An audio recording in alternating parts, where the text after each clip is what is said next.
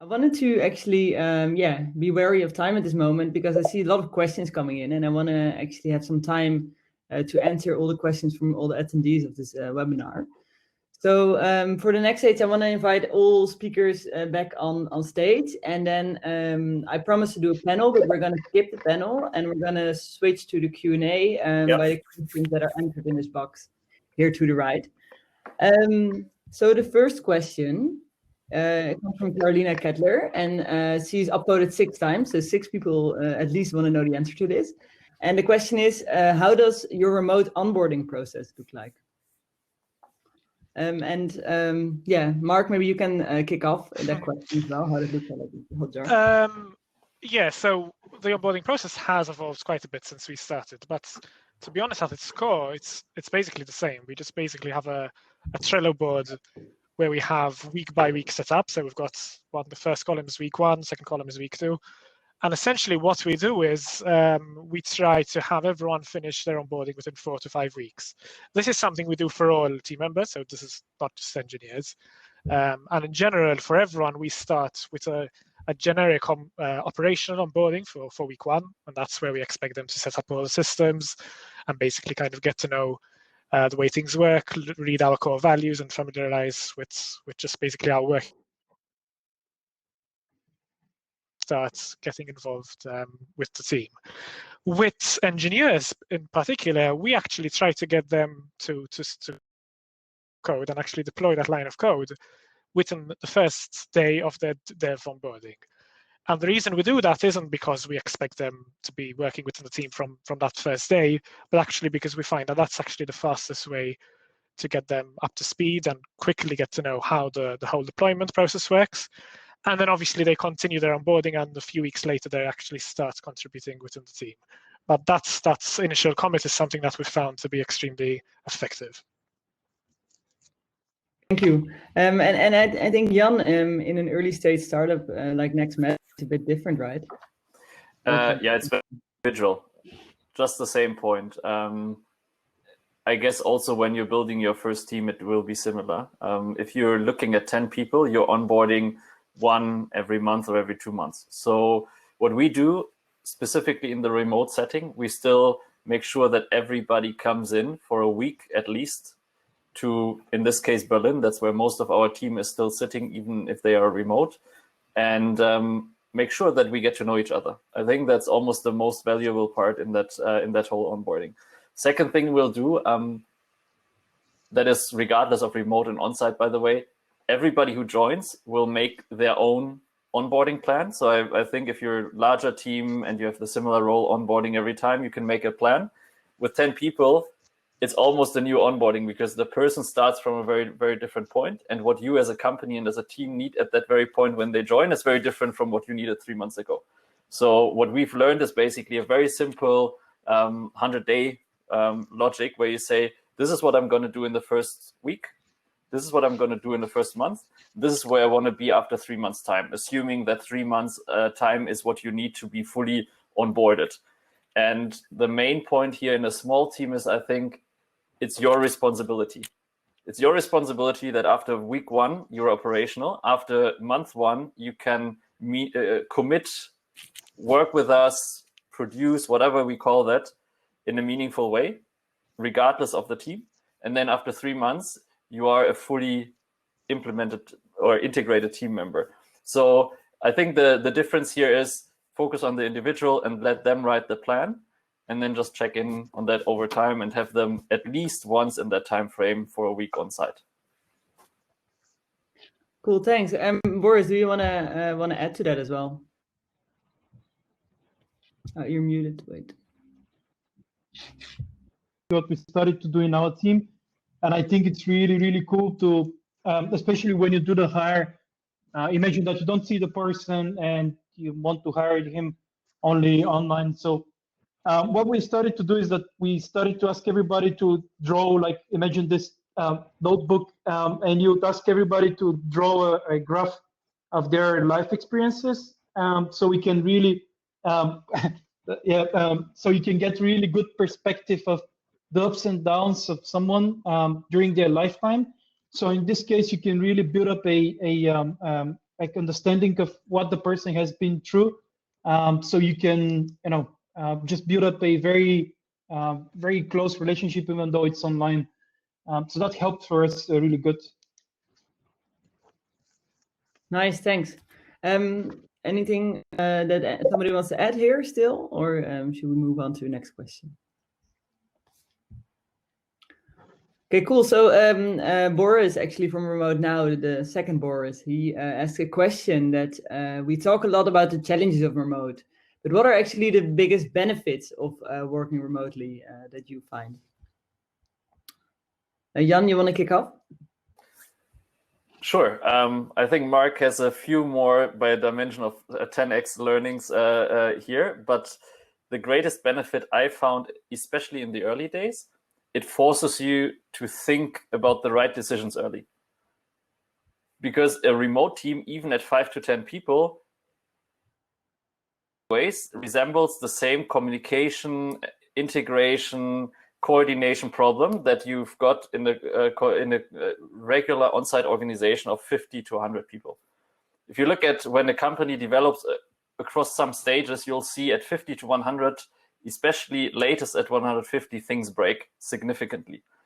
And that break happens in a remote team already at a few people. If you're over more than the people that fit on the Hangout screen without any additional plugins, you've got a real problem. And so what I like to think about, if I can picture 4 or 5 people, I can picture them around the table, I can work with them. But if you cross that barrier, you need to get those decisions right. And in remote, you go from 5 to 100. That's the decisions you need to get right. If you get them right, then you can scale much, much better and in a much more efficient way after that. So I think that's a benefit, and that's I think helpful if you almost force yourself to go into that setting early on.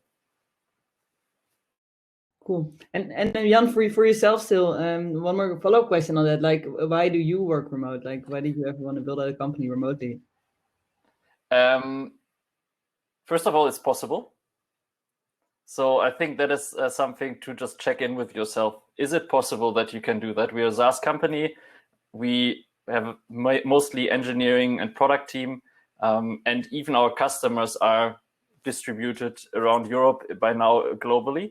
So it's very possible to work next to them in each city, and we can organize ourselves in that way.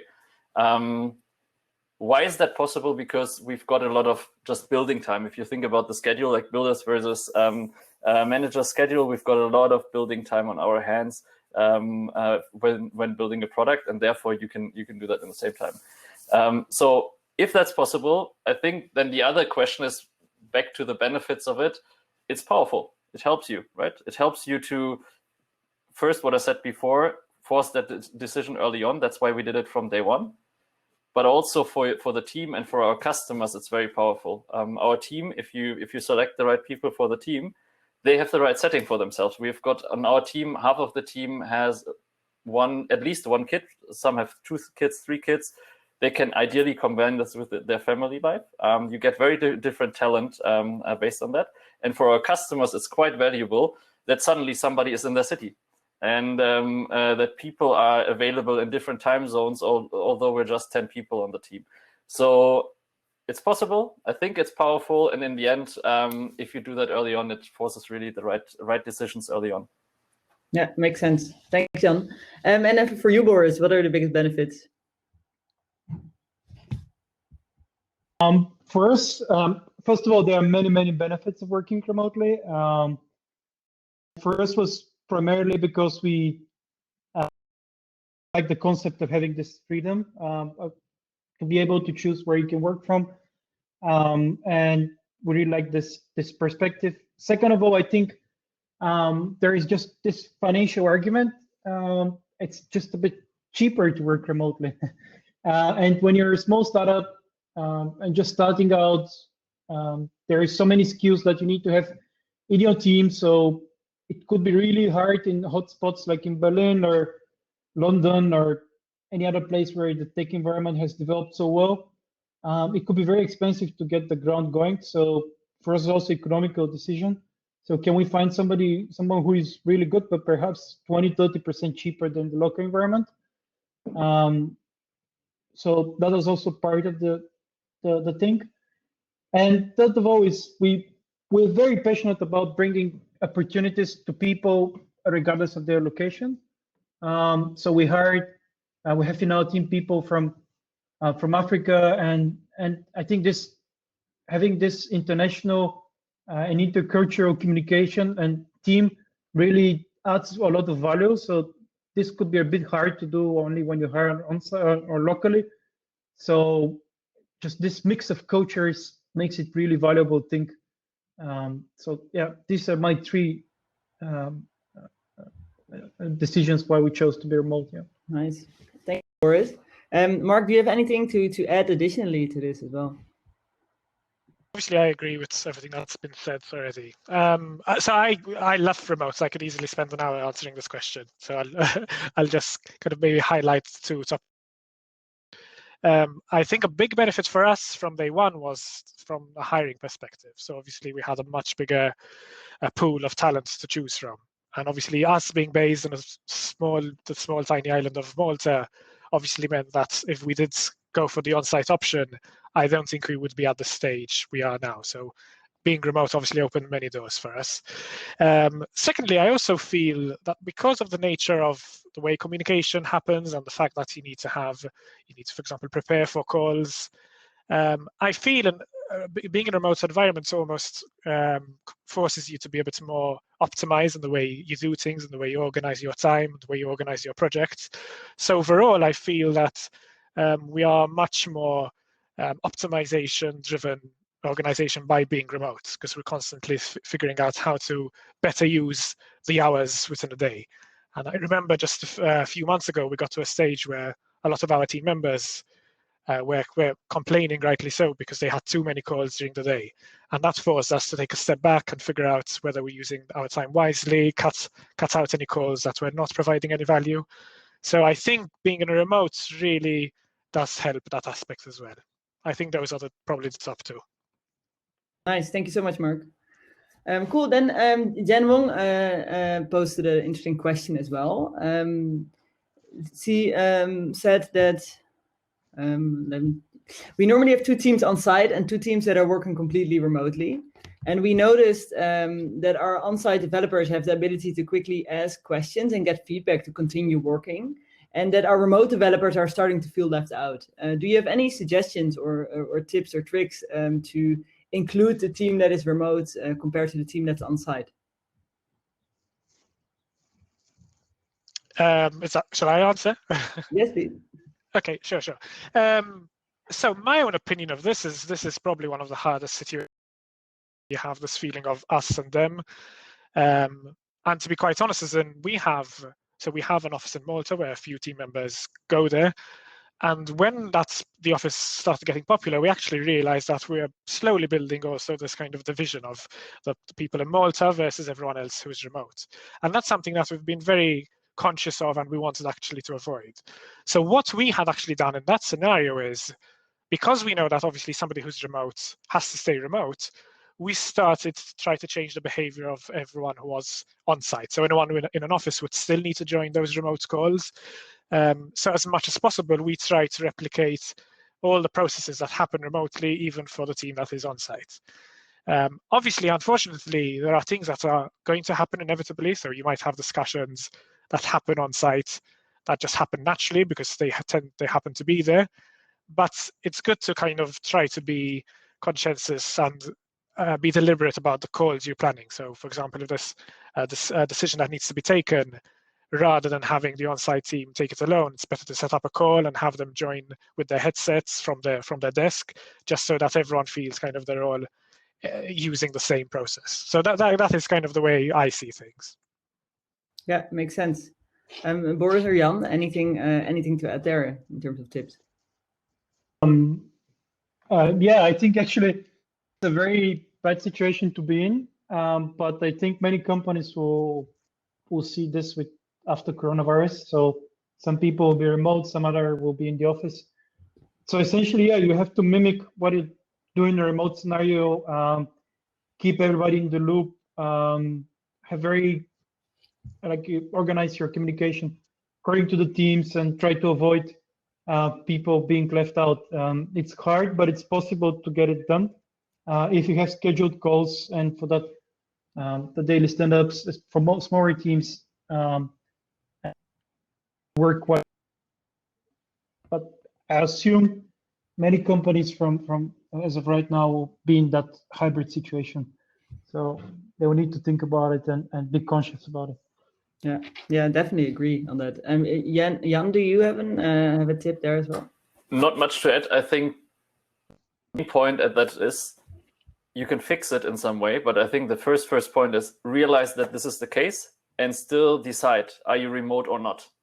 Mm-hmm. You cannot be both. You cannot have a great on-site culture and the remote culture. I really don't believe that this can be the case. I'm very happy to be convinced otherwise, though. But in the benefit of getting this right, decide that you are remote then, if half of the team is remote, and then optimize backward from people in the same office. Exactly those rules apply that Mark and Boris mentioned, but define it backwards from remote. That's the, I think, only real way to get that right if it's a longer term setting. Yeah, that's a good tip on that as well. And actually, a follow-up question on this, and also what Boris just mentioned, that everybody is now switching to remote setup. And Anna asked a question: what are the first essentials to take when switching from on-site to a remote way of working? Boris, you want to kick off? Yeah, sure. So the question is, what are the initial steps to do when you switch from on-site to remote? Yeah, the first essential steps that you should do when you make the switch. We see a lot of companies going through that now. So I think that's why I'm asking the question. Yeah, okay. So it's a very, very good question. I think many companies found themselves in that situation. And one of the biggest, so I think everybody made this very apparent that easy to communicate. You just go to a desk and talk. So I think the first step will be move the communication to some tool that allows you to communicate, either Slack or something else.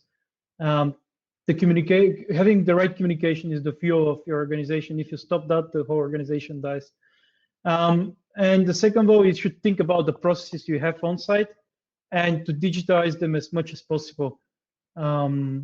So having these two things right makes it easier for everybody to keep the wheel spinning, and I think should be all right afterwards. But it takes time, and if you have been, I know companies with 3,500 employees that, I mean, they had to make the switch. They were in the tech space, but they really weren't keen on remote work, and they suddenly had to switch to a remote. So it takes effort and takes time, but it's a good way to go around the current situation, and maybe afterwards to be able to expand your team quickly with really intelligent and skilled people. Mark, you have anything to add there as well on the first steps that a company should take?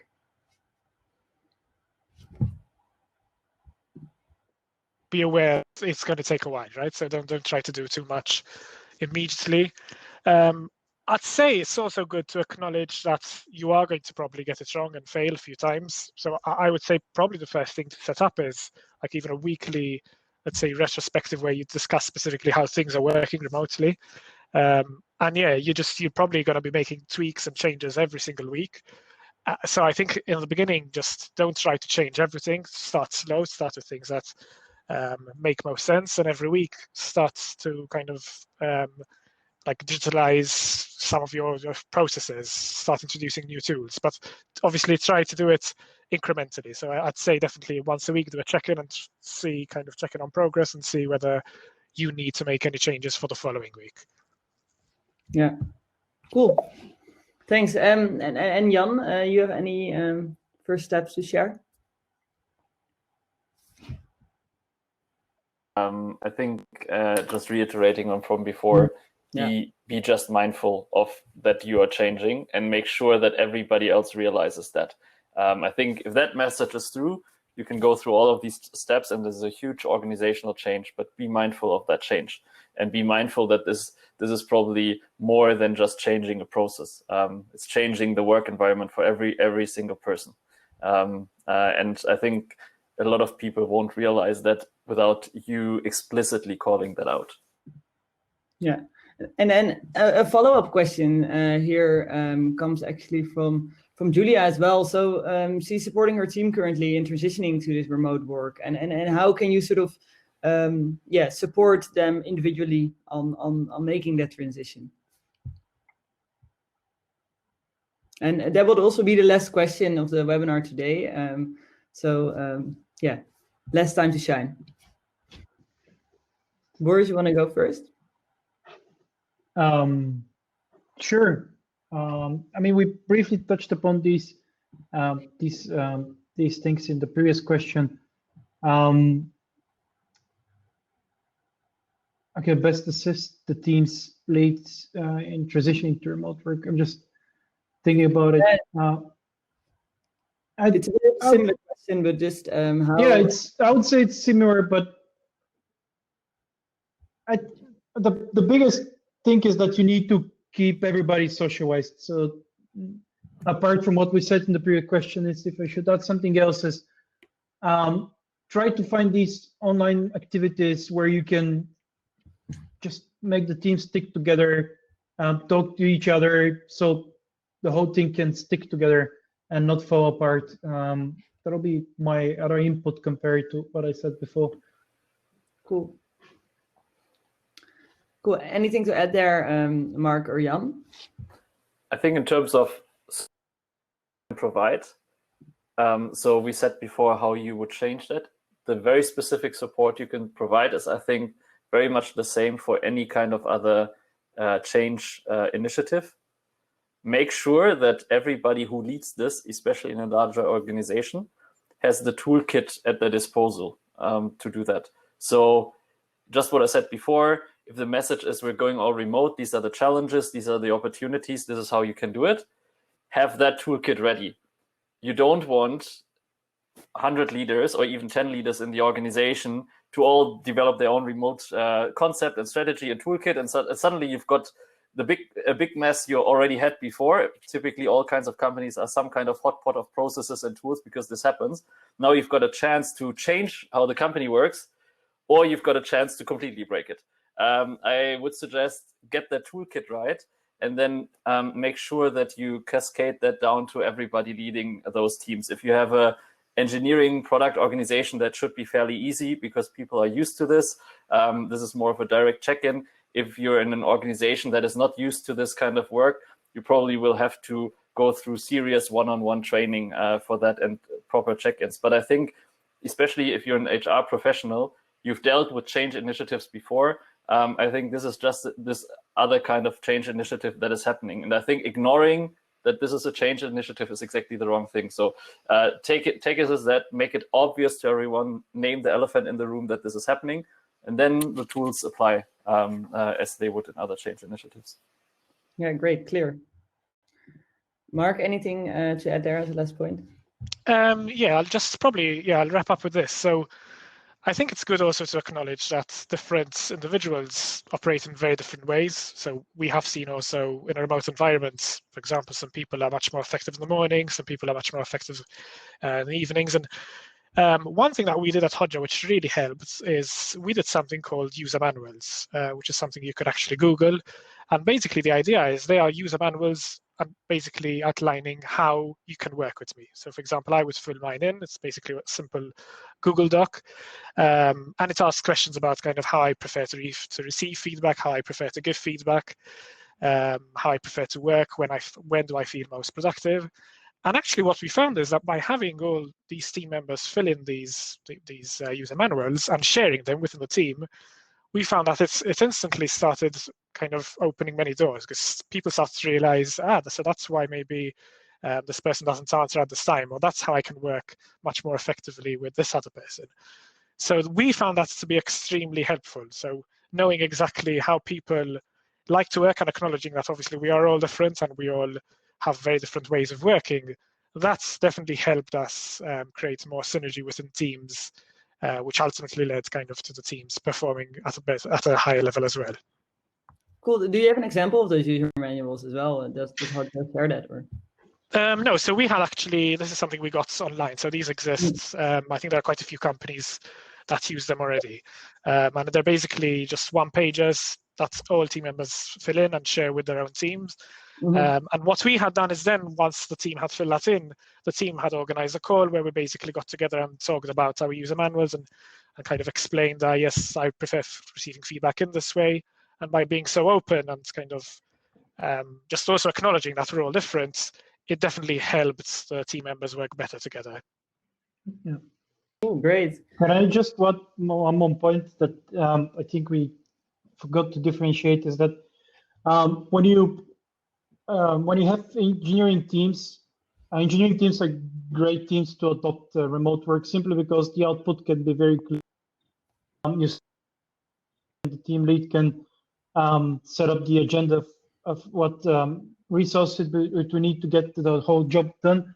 But in other professions such as sales and marketing and just to name a few, it could be harder to point what's a success in the role when you work remotely. So compared to product teams, it might not be that visible. So going back to the question, so maybe as an HR to help also to define what success criteria are on a weekly basis, so the person can show how he contributes to the whole thing and just show that things are going in the right direction. Yeah.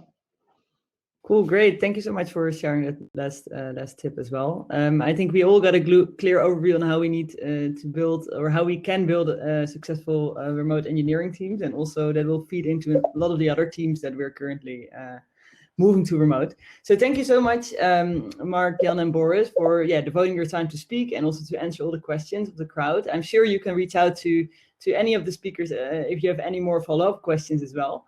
And also thank you all attendees for attending today. I hopefully everybody feels a bit wiser after this webinar as well. And feel free to reach out to us as well if you need any support in moving your hiring to a remote setup. We're happy to give some consult here as well. And keep your eye out for also more relevant remote talking talent webinars in the coming weeks. Thank you all so much. Well, thank you.